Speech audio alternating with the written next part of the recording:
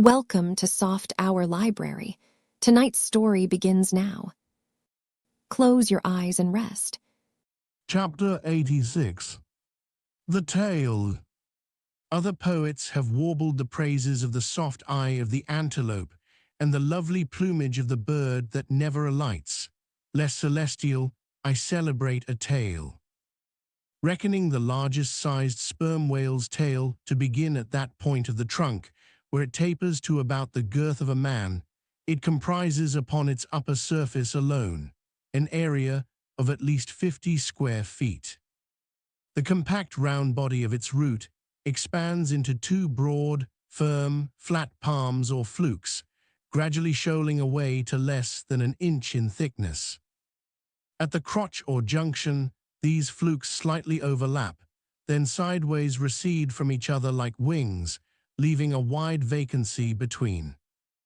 In no living thing are the lines of beauty more exquisitely defined than in the crescentic borders of these flukes. At its utmost expansion in the full-grown whale, the tail will considerably exceed 20 feet across. The entire member seems a dense webbed bed of welded sinews, but cut into it, and you find that three distinct strata compose it: upper, middle, and lower. The fibers in the upper and lower layers are long and horizontal, those of the middle one very short and running crosswise between the outside layers. This triune structure, as much as anything else, imparts power to the tale. To the student of old Roman walls, the middle layer will furnish a curious parallel to the thin course of tiles always alternating with the stone in those wonderful relics of the antique, and which undoubtedly contributes so much to the great strength of the masonry. But as if this vast local power in the tendinous tail were not enough, the whole bulk of the Leviathan is knit over with a warp and woof of muscular fibers and filaments, which, passing on either side the loins and running down into the flukes, insensibly blend with them and largely contribute to their might, so that in the tail the confluent, measureless force of the whole whale seems concentrated to a point. Could annihilation occur to matter, this were the thing to do it. Nor does this, its amazing strength, at all tend to cripple the graceful flexion of its motions, where infantileness of ease undulates through a titanism of power. On the contrary, those motions derive their most appalling beauty from it. Real strength never impairs beauty or harmony, but it often bestows it, and in everything imposingly beautiful, strength has much to do with the magic. Take away the tied tendons that all over seem bursting from the marble in the carved Hercules, and its charm would be gone. As devout Eckermann lifted the linen sheet from the naked corpse of Goethe, he was overwhelmed with the massive chest of the man that seemed as a Roman triumphal arch. When Angelo paints, even God the Father in human form, mark what robustness is there. And whatever they may reveal of the divine love in the Son, the soft, curled, hermaphroditical Italian pictures in which his idea has been most successfully embodied. These pictures, so destitute as they are of all brawniness, hint nothing of any power, but the mere negative, feminine one of submission and endurance, which on all hands it is conceded, form the peculiar practical virtues of his teachings. Such is the subtle elasticity of the organ I treat of, that whether wielded in sport, or in earnest, or in anger, whatever be the mood it be in, its flexions are invariably marked by exceeding grace. Therein no fairy's arm can transcend it. 5 great motions are peculiar to it. First, when used as a fin for progression.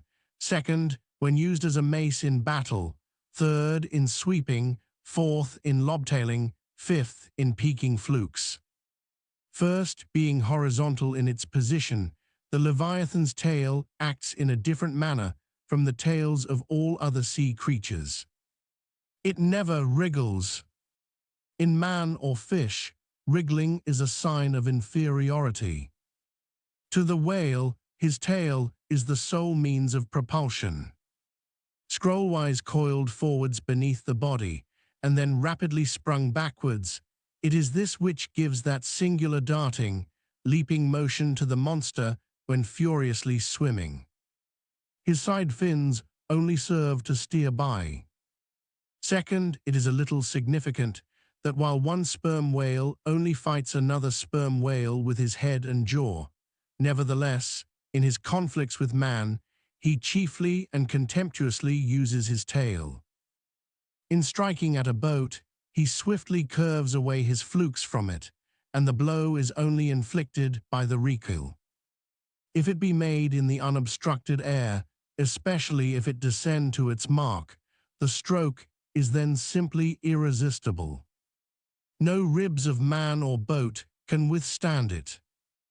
Your only salvation lies in eluding it, but if it comes sideways through the opposing water, then partly owing to the light buoyancy of the whaleboat and the elasticity of its materials, a cracked rib or a dashed plank or two, a sort of stitch in the side, is generally the most serious result.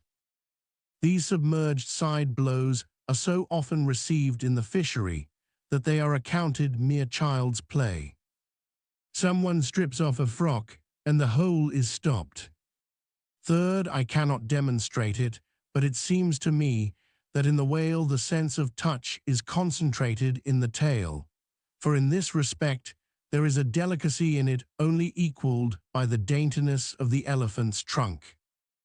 This delicacy is chiefly evinced in the action of sweeping, when in maidenly gentleness the whale with a certain soft slowness moves his immense flukes from side to side upon the surface of the sea, and if he feel but a sailor's whisker, woe to that sailor, whiskers and all. What tenderness there is in that preliminary touch! Had this tale any prehensile power, I should straightway bethink me of Darmanodes, elephant that so frequented the flower market, and with low salutations presented nosegays to damsels, and then caressed their zones. On more accounts than one, a pity it is that the whale does not possess this prehensile virtue in his tail, for I have heard of yet another elephant that when wounded in the fight, curved round his trunk and extracted the dart.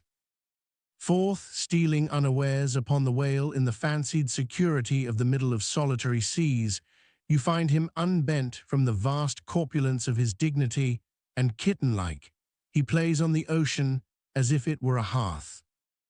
But still you see his power in his play. The broad palms of his tail are flirted high into the air, then smiting the surface, the thunderous concussion resounds for miles. You would almost think a great gun had been discharged, and if you noticed the light wreath of vapor from the spiracle at his other extremity, you would think that that was the smoke from the touch-hole. Fifth, as in the ordinary floating posture of the Leviathan, the flukes lie considerably below the level of his back. They are then completely out of sight beneath the surface. But when he is about to plunge into the deeps, his entire flukes with at least 30 feet of his body are tossed erect in the air, and so remain vibrating a moment, till they downwards shoot out of view. Excepting the sublime breach, somewhere else to be described, this peaking of the whale's flukes is perhaps the grandest sight to be seen in all animated nature. Out of the bottomless profundities, the gigantic tail seems spasmodically snatching at the highest heaven. So in dreams have I seen majestic Satan thrusting forth his tormented colossal claw from the flame Baltic of hell. But in gazing at such scenes, it is all in all what mood you are in. If in the Dantean, the devils will occur to you, if in that of Isaiah, the archangels. Standing at the masthead of my ship during a sunrise that crimsoned sky and sea, I once saw a large herd of whales in the east, all heading towards the sun, and for a moment vibrating in concert with peaked flukes. As it seemed to me at the time, such a grand embodiment of adoration of the gods was never beheld even in Persia, the home of the fire worshippers. As Ptolemy Philopator testified of the African elephant, I then testified of the whale, pronouncing him the most devout of all beings. For according to King Juba, the military elephants of antiquity often hailed the morning with their trunks uplifted in the profoundest silence. The chance comparison in this chapter between the whale and the elephant, so far as some aspects of the tail of the one and the trunk of the other are concerned, should not tend to place those two opposite organs on an equality, much less the creatures to which they respectively belong. For as the mightiest elephant is but a terrier to Leviathan, so, compared with Leviathan's tail, his trunk is but the stalk of a lily. The most direful blow from the elephant's trunk were as the playful tap of a fan, compared with the measureless crush and crash of the sperm whale's ponderous flukes, which in repeated instances have one after the other hurled entire boats with all their oars and crews into the air, very much as an Indian juggler tosses his balls. Though all comparison in the way of general bulk between the whale and the elephant is preposterous, inasmuch as in that particular the elephant stands in much the same respect to the whale that a dog does to the elephant, nevertheless, there are not wanting some points of curious similitude. Among these is the spout. It is well known that the elephant will often draw up water or dust in his trunk, and then elevating it, jet it forth in a stream. The more I consider this mighty tale, the more do I deplore my inability to express it.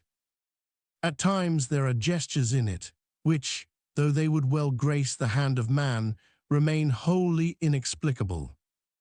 In an extensive herd, so remarkable occasionally are these mystic gestures, that I have heard hunters who have declared them akin to Freemason signs and symbols, that the whale, indeed, by these methods intelligently conversed with the world. Nor are there wanting other motions of the whale in his general body, full of strangeness and unaccountable to his most experienced assailant. Dissect him how I may, then, I but go skin deep, I know him not and never will. But if I know not even the tail of this whale, how understand his head? Much more, how comprehend his face, when face he has none? Thou shalt see my back parts, my tail, he seems to say, but my face shall not be seen. But I cannot completely make out his back parts, and hint what he will about his face, I say again he has no face. Chapter 87. The Grand Armadas. The long and narrow peninsula of Malacca, extending southeastward from the territories of Burma, forms the most southerly point of all Asia. In a continuous line from that peninsula stretch the long islands of Sumatra, Java, Bali, and Timor, which with many others form a vast mole or rampart lengthwise connecting Asia with Australia and dividing the long unbroken Indian Ocean from the thickly studded Oriental archipelagos. This rampart is pierced by several sally ports for the convenience of ships and whales, conspicuous among which are the Straits of Sunda and Malacca. By the Straits of Sunda, chiefly, vessels bound to China from the west emerge into the China Seas. Those narrow Straits of Sunda divide Sumatra from Java, and standing midway in that vast rampart of islands, buttressed by that bold green promontory, known to seamen as Java Head, they not a little correspond to the central gateway opening into some vast walled empire. And considering the inexhaustible wealth of spices, and silks, and jewels, and gold, and ivory, with which the 1,000 islands of that Oriental Sea are enriched, it seems a significant provision of nature, that such treasures, by the very formation of the land, should at least bear the appearance, however ineffectual, of being guarded from the all-grasping Western world. The shores of the Straits of Sunda are unsupplied with those domineering fortresses, which guard the entrances to the Mediterranean, the Baltic, and the Propontis. Unlike the Danes, These Orientals do not demand the obsequious homage of lowered topsails from the endless procession of ships before the wind, which for centuries past, by night and by day, have passed between the islands of Sumatra and Java, freighted with the costliest cargoes of the East. But while they freely waive a ceremonial like this, they do by no means renounce their claim to more solid tribute. Time out of mind, the piratical proas of the Malays, lurking among the low-shaded coves and islets of Sumatra, have sallied out upon the vessels sailing through the straits, fiercely demanding tribute at the point of their spears. Though by the repeated bloody chastisements they have received at the hands of European cruisers, the audacity of these corsairs has of late been somewhat repressed. Yet, even at the present day, we occasionally hear of English and American vessels, which, in those waters, have been remorselessly boarded and pillaged. With a fair, fresh wind, the Pequod was now drawing nigh to these straits, Ahab purposing to pass through them into the Javan Sea, and thence, cruising northwards, over waters known to be frequented here and there by the sperm whale, sweep inshore by the Philippine Islands, and gain the far coast of Japan, in time for the great whaling season there. By these means, the circumnavigating Pequod would sweep almost all the known sperm whale cruising grounds of the world, previous to descending upon the line in the Pacific, where Ahab, though everywhere else foiled in his pursuit, firmly counted upon giving battle to Moby-Dick, in the sea he was most known to frequent, and at a season when he might most reasonably be presumed to be haunting it. But how now, in this zone quest, does Ahab touch no land? Does his crew drink air? Surely he will stop for water. Nay. For a long time now, the circus-running sun has raced within his fiery ring, and needs no sustenance but what's in himself. So Ahab. Mark this too in the whaler. While other hulls are loaded down with alien stuff, to be transferred to foreign wharves, the world-wandering whaleship carries no cargo but herself and crew, their weapons and their wants. She has a whole lake's contents bottled in her ample hold. She is ballasted with utilities, not altogether with unusable pig lead and kental. She carries years' water in her. Clear old prime Nantucket water, which, when 3 years afloat, the Nantucketer in the Pacific prefers to drink before the brackish fluid, but yesterday rafted off in casks from the Peruvian or Indian streams. Hence it is that, while other ships may have gone to China from New York, and back again, touching at a score of ports, the whaleship in all that interval may not have sighted one grain of soil, her crew having seen no man but floating seamen like themselves.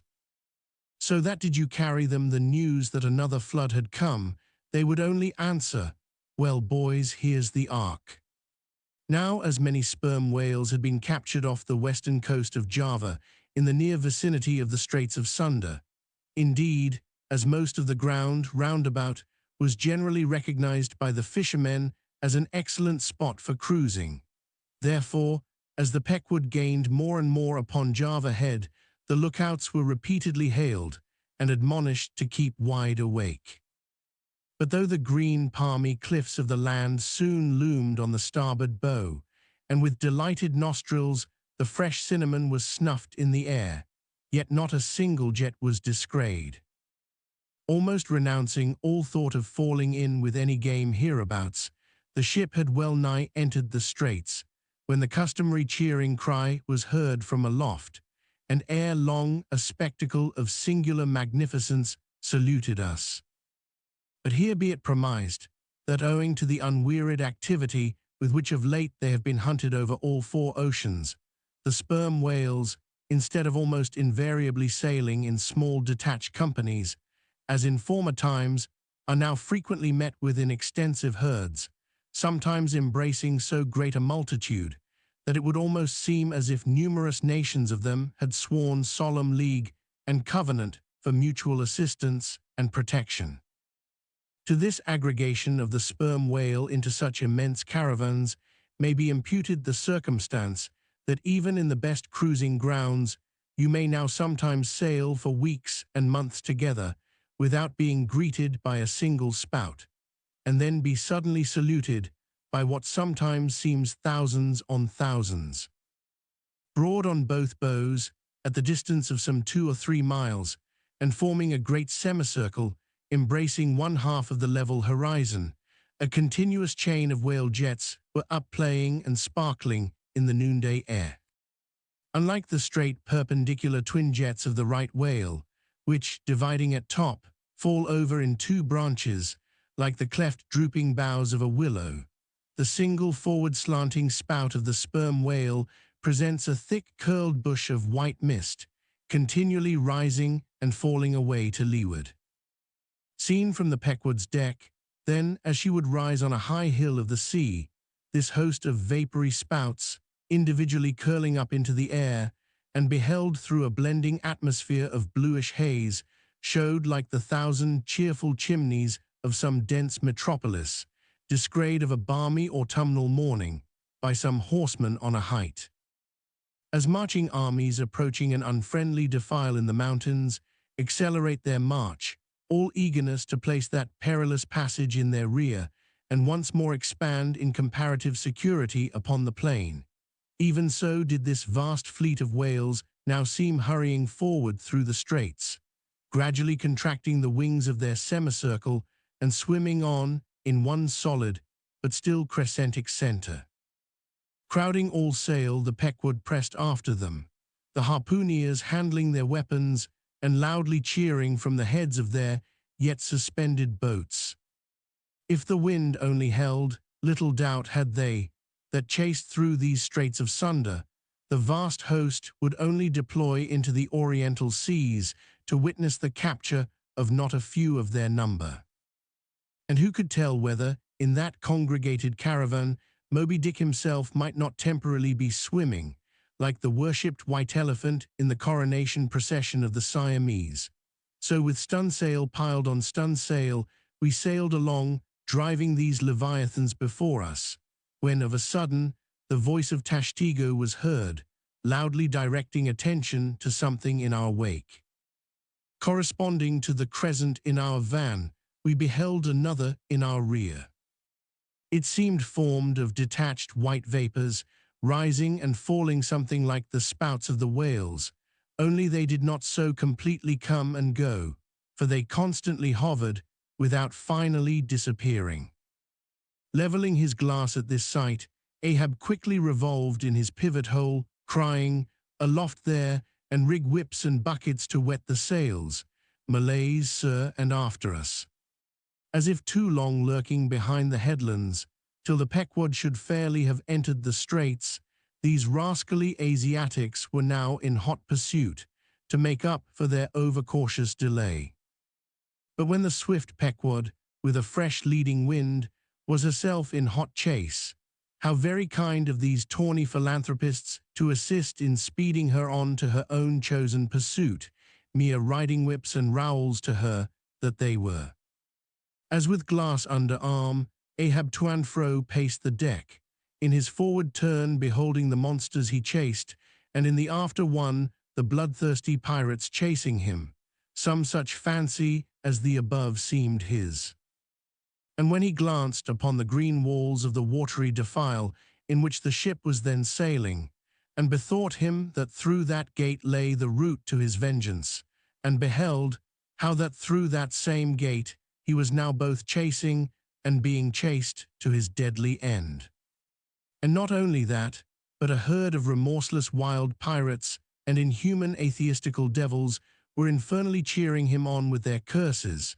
When all these conceits had passed through his brain, Ahab's brow was left gaunt and ribbed, like the black sand beach after some stormy tide has been gnawing it, without being able to drag the firm thing from its place. But thoughts like these troubled very few of the reckless crew, and when, after steadily dropping and dropping the pirates astern, the Pequod at last shot by the vivid green cockatoo point on the Sumatra side, emerging at last upon the broad waters beyond. Then the harpooneers seemed more to grieve that the swift whales had been gaining upon the ship, than to rejoice that the ship had so victoriously gained upon the Malays. But still driving on in the wake of the whales, at length they seemed abating their speed. Gradually the ship neared them, and the wind now dying away, word was passed to spring to the boats. But no sooner did the herd, by some presumed wonderful instinct of the sperm whale, become notified of the 3 keels that were after them, though as yet a mile in their rear, than they rallied again, and forming in close ranks and battalions, so that their spouts all looked like flashing lines of stacked bayonets, moved on with redoubled velocity. Stripped to our shirts and drawers, we sprang to the white-ash, and after several hours, pulling, were almost disposed to renounce the chase, when a general pausing commotion among the whales gave animating token that they were now at last under the influence of that strange perplexity of inert irresolution, which, when the fishermen perceive it in the whale, they say he is gallied. The compact martial columns in which they had been hitherto rapidly and steadily swimming were now broken up in one measureless rout, and like King Porus, elephants in the Indian battle with Alexander, they seemed going mad with consternation.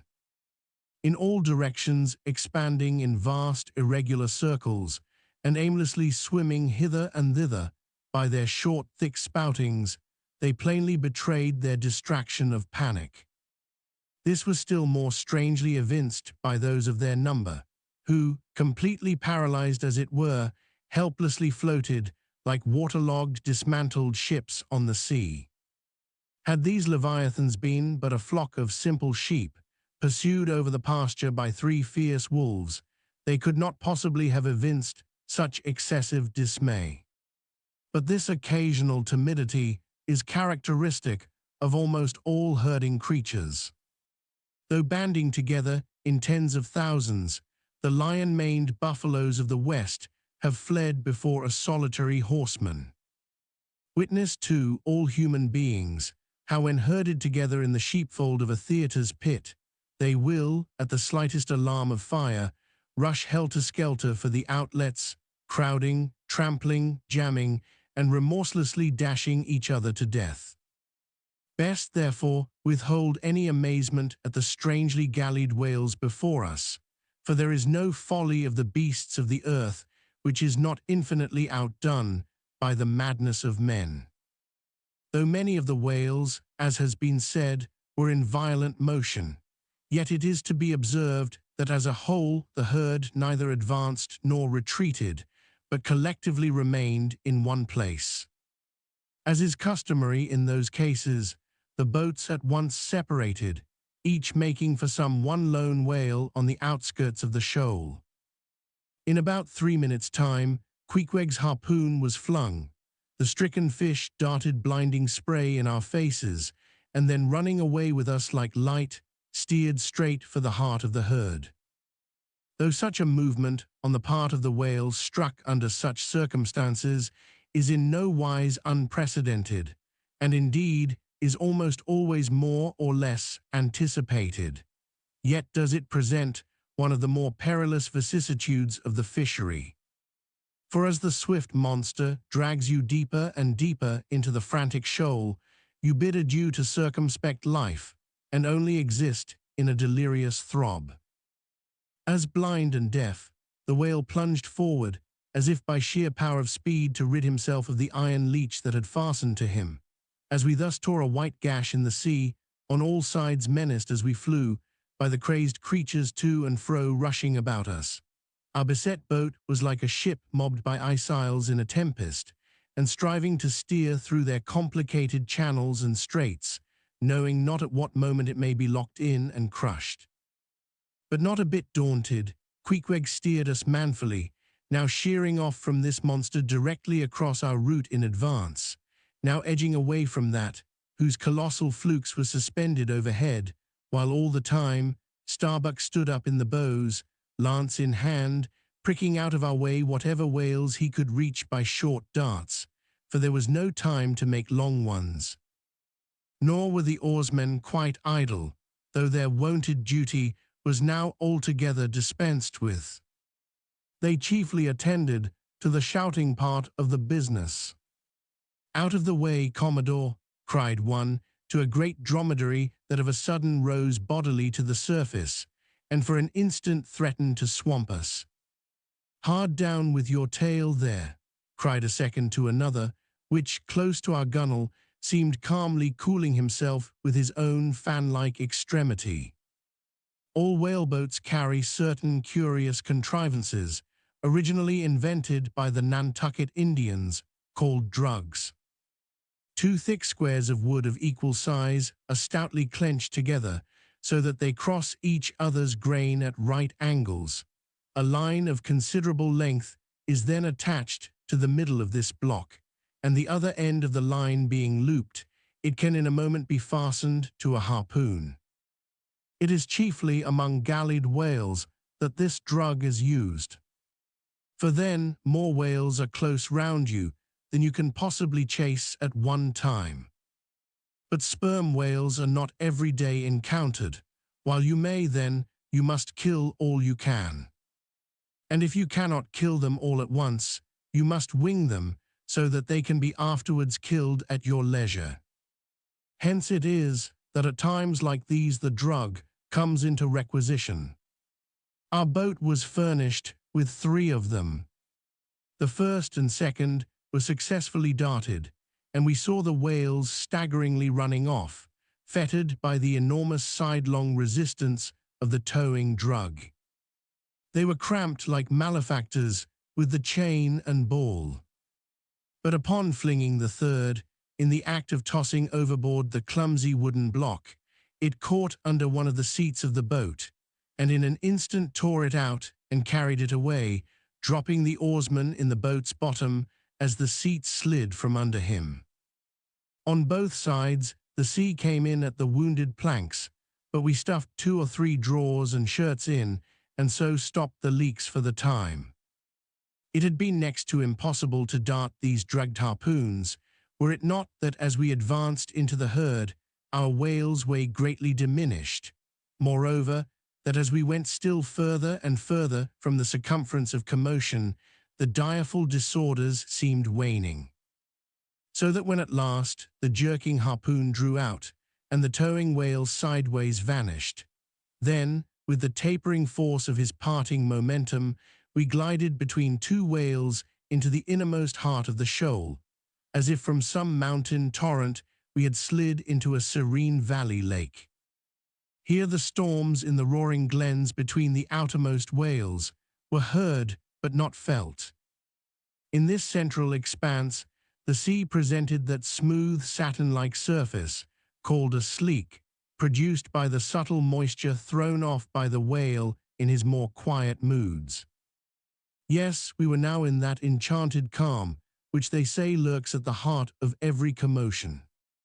And still in the distracted distance, we beheld the tumults of the outer concentric circles, and saw successive pods of whales, 8 or 10 in each, swiftly going round and round, like multiplied spans of horses in a ring, and so closely shoulder to shoulder that a titanic circus rider might easily have overarched the middle ones, and so have gone round on their backs. Owing to the density of the crowd of reposing whales, more immediately surrounding the embayed axis of the herd, no possible chance of escape was at present afforded us. We must watch for a breach in the living wall that hemmed us in, the wall that had only admitted us in order to shut us up. Keeping at the center of the lake, we were occasionally visited by small tame cows and calves, the women and children of this routed host. Now inclusive of the occasional wide intervals between the revolving outer circles, and inclusive of the spaces between the various pods in any one of those circles, the entire area at this juncture, embraced by the whole multitude, must have contained at least 2 or 3 square miles. At any rate, though indeed such a test at such a time might be deceptive, spoutings might be discovered from our low boat that seemed playing up almost from the rim of the horizon. I mention this circumstance because, as if the cows and calves had been purposely locked up in this innermost fold, and as if the wide extent of the herd had hitherto prevented them from learning the precise cause of its stopping, or, possibly, being so young, unsophisticated, and every way innocent and inexperienced.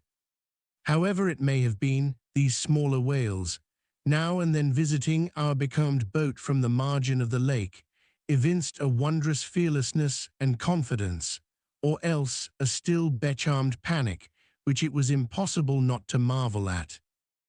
Like household dogs, they came snuffling round us, right up to our gunwales, and touching them, till it almost seemed that some spell had suddenly domesticated them. Queequeg patted their foreheads, Starbuck scratched their backs with his lance, but fearful of the consequences, for the time refrained from darting it. But far beneath this wondrous world upon the surface, another and still stranger world met our eyes as we gazed over the side. For, suspended in those watery vaults, floated the forms of the nursing mothers of the whales, and those that, by their enormous girth, seemed shortly to become mothers. The lake, as I have hinted, was to a considerable depth exceedingly transparent, and as human infants while suckling will calmly and fixedly gaze away from the breast, as if leading two different lives at the time, and while yet drawing mortal nourishment, be still spiritually feasting upon some unearthly reminiscence, even so did the young of these whales seem looking up towards us, but not at us, as if we were but a bit of gulfweed in their newborn sight. Floating on their sides, the mothers also seemed quietly eyeing us. One of these little infants, that from certain queer tokens seemed hardly a day old, might have measured some 14 feet in length and some 6 feet in girth. He was a little frisky, though as yet his body seemed scarce, yet recovered from that irksome position it had so lately occupied in the maternal reticule, where tail to head, and all ready for the final spring, the unborn whale lies bent like a Tartar's bow. The delicate side fins, and the palms of his flukes, still freshly retained the plaited crumpled appearance of a baby's ears newly arrived from foreign parts. "Line, line," cried Queequeg, looking over the gunwale, him fast, who line him, who struck, two whale, one big, one little." "What ails ye, man?" cried Starbuck.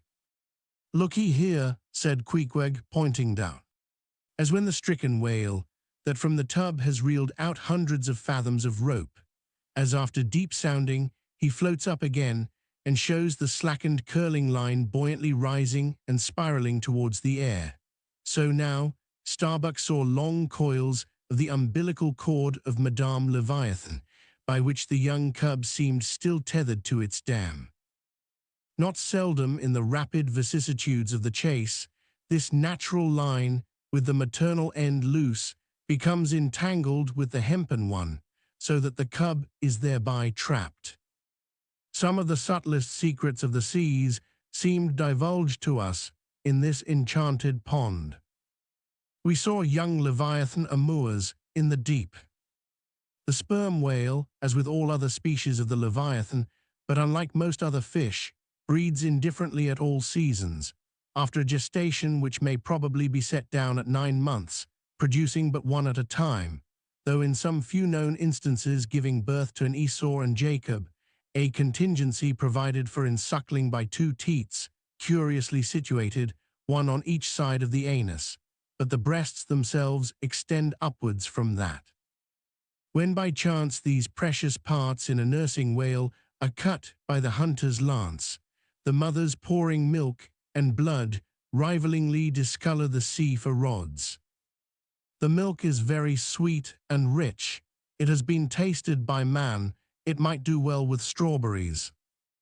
When overflowing with mutual esteem, the whales salute more hominum. And thus, though surrounded by circle upon circle of consternations and affrights, did these inscrutable creatures at the center freely and fearlessly indulge in all peaceful concernments. Yea, serenely revelled in dalliance and delight. But even so, amid the tornadoed Atlantic of my being, do I myself still forever centrally disport in mute calm. And while ponderous planets of unwaning woe revolve round me, deep down and deep inland there, I still bathe me in eternal mildness of joy. Meanwhile, as we thus lay entranced, the occasional sudden frantic spectacles in the distance evinced the activity of the other boats, still engaged in drugging the whales on the frontier of the host, or possibly carrying on the war within the first circle, where abundance of room and some convenient retreats were afforded them. But the sight of the enraged, drugged whales now and then blindly darting to and fro across the circles was nothing to what at last met our eyes. It is sometimes the custom, when fast to a whale more than commonly powerful and alert, to seek to hamstring him, as it were, by sundering or maiming his gigantic tail tendon. It is done by darting a short-handled cutting spade, to which is attached a rope for hauling it back again. A whale wounded, as we afterwards learned in this part, but not effectually as it seemed, had broken away from the boat, carrying along with him half of the harpoon line, and in the extraordinary agony of the wound, he was now dashing among the revolving circles like the lone mounted desperado Arnold at the Battle of Saratoga, carrying dismay wherever he went. But agonizing as was the wound of this whale, and an appalling spectacle enough anyway, yet the peculiar horror with which he seemed to inspire the rest of the herd was owing to a cause which at first the intervening distance obscured from us.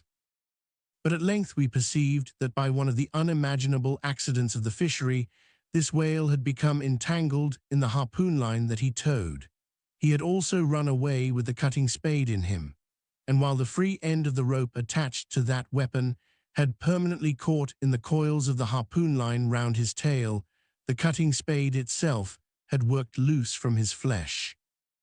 So that, tormented to madness, he was now churning through the water, violently flailing with his flexible tail, and tossing the keen spade about him, wounding and murdering his own comrades. This terrific object seemed to recall the whole herd from their stationary fright. First, the whales forming the margin of our lake began to crowd a little and tumble against each other, as if lifted by half-spent billows from afar. Then the lake itself began faintly to heave and swell. The submarine bridal chambers and nurseries vanished. In more and more contracting orbits, the whales in the more central circles began to swim in thickening clusters.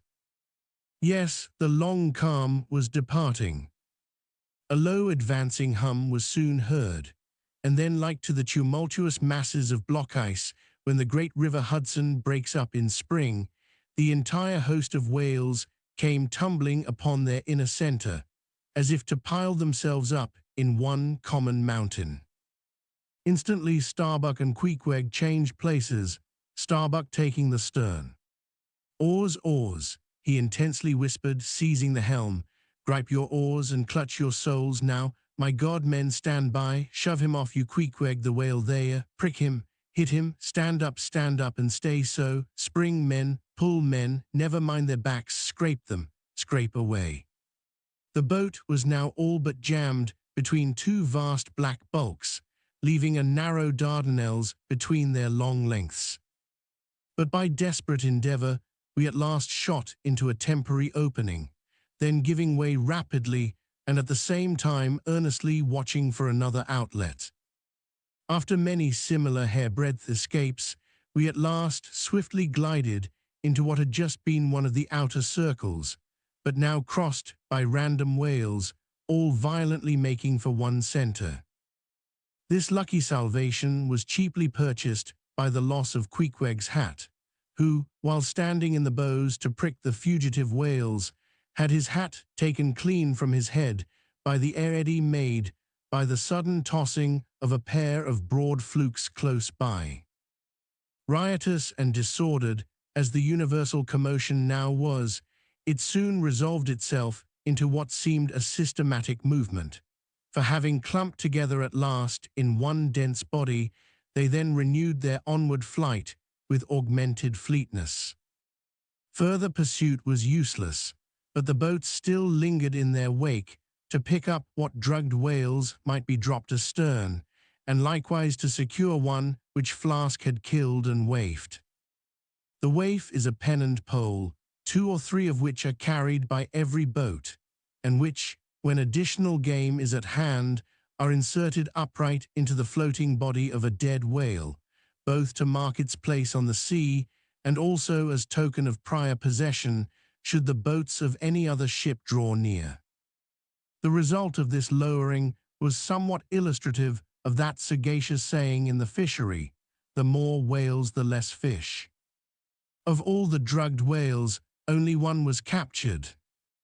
The rest contrived to escape for the time, but only to be taken, as will hereafter be seen, by some other craft than the Pequod. Chapter 88. Schools and Schoolmasters. The previous chapter gave account of an immense body or herd of sperm whales, and there was also then given the probable cause inducing those vast aggregations.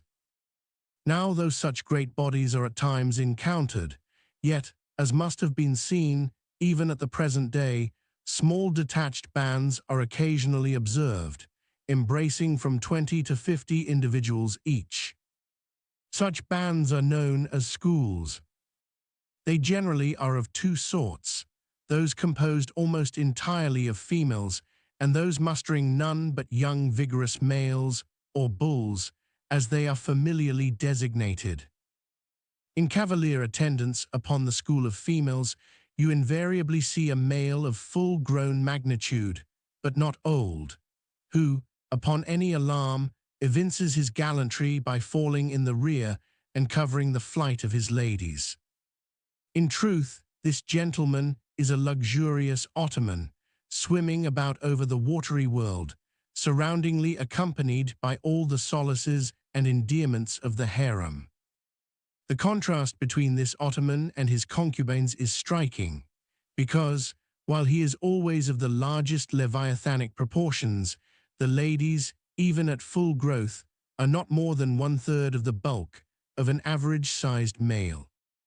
They are comparatively delicate, indeed, I dare say, not to exceed 6 yards round the waist.